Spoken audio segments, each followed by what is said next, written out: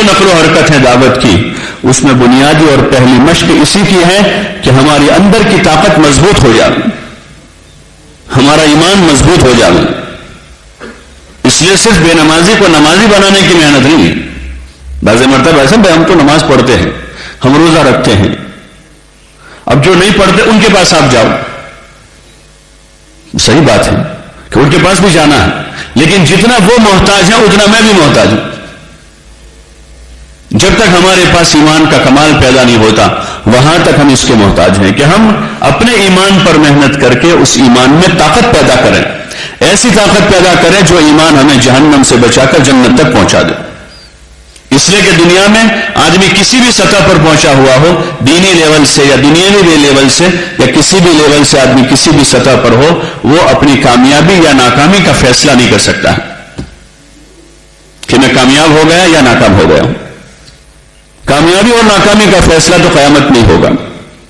آخری judgment, final decision, من زحزح عن النار وادخل الجنت فقد فاز، کہ جو جہنم سے بچا لیا گیا اور جنت میں داخل کر دیا گیا وہ کامیاب ہے.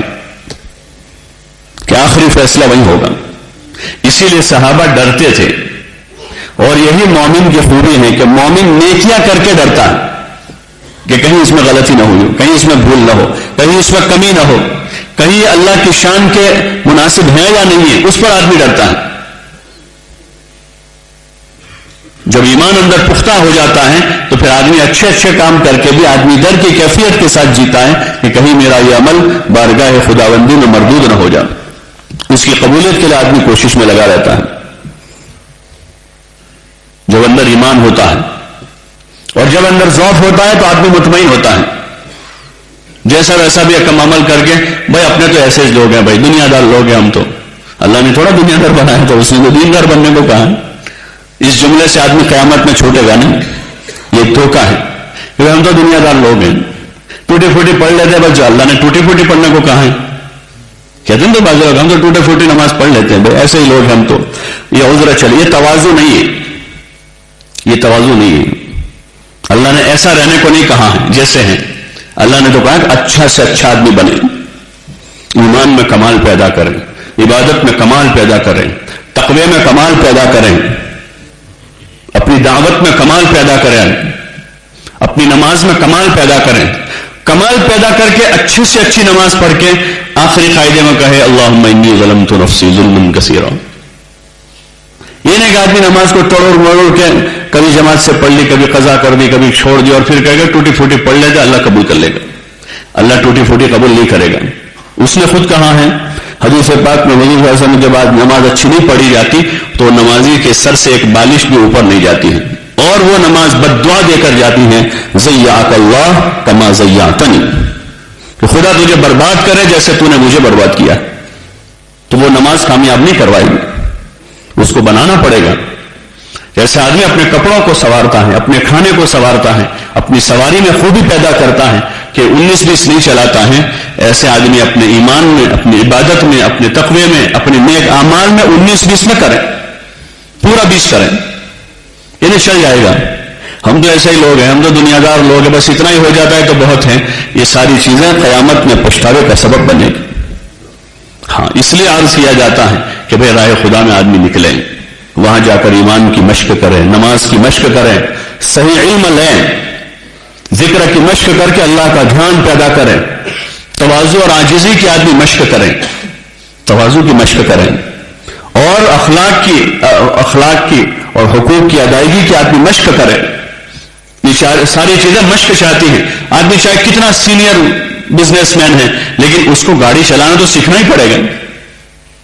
اس کی مشق کرے گا تو ڈرائیور بنے گا وہ، چاہے کتنا ہی سینئر ہو. کہ بھئی ہم تو 50 سال سے کاروبار کرتے ہیں اور ارب پتی ہیں، لیکن اس ارب پتی کو بھی ابھی طالب بن کر ڈرائیونگ سیٹ پر بیٹھنا پڑے گا کہ میں سیکھنے والا ہوں. حالانکہ معمولی کام ہے ڈرائیونگ کرنا، لیکن اس کے لیے سیکھنا پڑے گا. ایسے دین کے بنیادی اعمال ہیں، اس کو جب تک آدمی سیکھے گا نہیں وہاں تک ان اعمال کو آدمی نہیں کر پاتا. اسی لیے حضور علیہ الصلوۃ والسلام نے اپنے صحابہ کو ان اعمال کی عملی مشق کروائی، ان اعمال کی عملی مشق کروائی.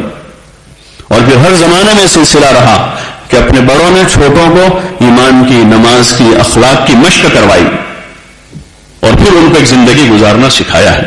آج ہمارے ماحول سے یہ چیز نکلی ہوئی ہے، ڈرائیونگ کرنے کی مشق باپ بیٹے کو کروا دیتا ہے، کاروبار کی مشق کا رواج ہے تو اپنی حیاتی میں آدمی بچوں کو تاجر بنانے کی کوشش کرتا ہے، اور دیگر جتنے سارے ضروریات زندگی ہیں اس سے متعلق سیکھنا سکھانا اتنا عام ہے کہ اب مرد تو مرد عورتیں کاروبار کرنے لگی، اور دادا تو دادا پوتا 12-15 سال کا تجارت کرنے لگا، کہ اس کا ماحول بنا ہے۔ لیکن دین کے سیکھنے سکھانے کا ماحول اور دین کے سیکھنے سکھانے کا رواج بہت کم ہے۔ اللہ پاک نے ہمارے اس زمانے کے اعتبار سے یہ مبارک عمل دیا کہ بھئی اس طرح 10-12 آدمیوں کی جماعت بن کر راہ خدا میں نکلے، کسی ایک کو اپنا ذمہ دار بناویں اور اپنی جان مال خرچ کر کے وہاں پر 4 مہینے 40 دن یہ دین پر چلنے کی عملی مشق کریں اور خود اپنی ذات سے دیندار بننے کی کوشش کریں۔ اصل اس کام کی بنیاد تو یہی ہے کہ ہر آدمی راہ خدا میں نکل کر دین پر چلنے کی عملی مشق کریں اور دوسروں کو بھی اس کی دعوت دیں کہ وہ بھی راہ خدا میں نکل کر اپنا دین سیکھیں، اور یہ بہت بڑی خیر خواہی ہے۔ والمؤمنون والمؤمنات بعضهم اولیاء بعض یأمرون بالمعروف وینہون عن المنکر، ایمان والے مرد اور ایمان والی عورتیں آپس میں ایک دوسروں کے خیر خواہ ہیں۔ خیر خواہی میں کیا کرتے ہیں؟ تو آگے اللہ پاک ارشاد فرما رہا ہے یأمرون بالمعروف وینہون عن المنکر، کہ ایک دوسروں کو بھلائیوں کی طرف لاتے ہیں اور برائیوں سے روکتے ہیں۔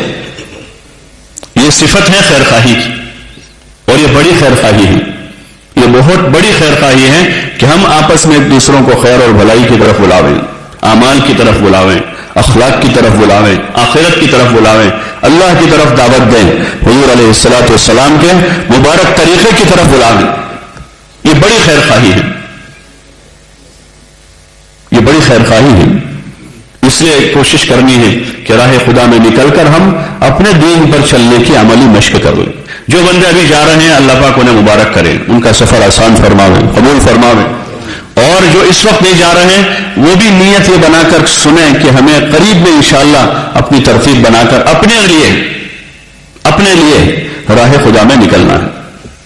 دوسروں کا بھلا تو بعد میں ہوگا، اول نمبر پر سب سے پہلی جو اس کی جو فوائد جو فضیلت جو حاصل ہوگی وہ خود نکلنے والے کو ملے گی۔ اس لیے اس سے پیچھے نہ رہیں اور اس کو اپنی ضرورت سمجھے کہ ہماری ضرورت ہے۔ جو چیز ہمیں بچپن سے سیکھنی تھی وہ ہم وہاں سے سیکھتے ہوئے نہیں آئے ہیں، اس لیے اس میں بڑی کمی رہی ہے۔ دین سیکھنے میں، اخلاق بنانے میں، اعمال سیکھنے میں، عبادت سیکھنے میں، دعوت سیکھنے میں ہماری جو کمی رہی ہے اس کمی کی تلافی کے لیے اللہ پاک نے ایک محنت چلا دی کہ بڑے بزرگ لوگ یعنی بڑی عمر کے لوگ اللہ کے راستے میں نکل کر اپنا دین سیکھیں اور دوسروں کو بھی اس پر آمادہ کریں۔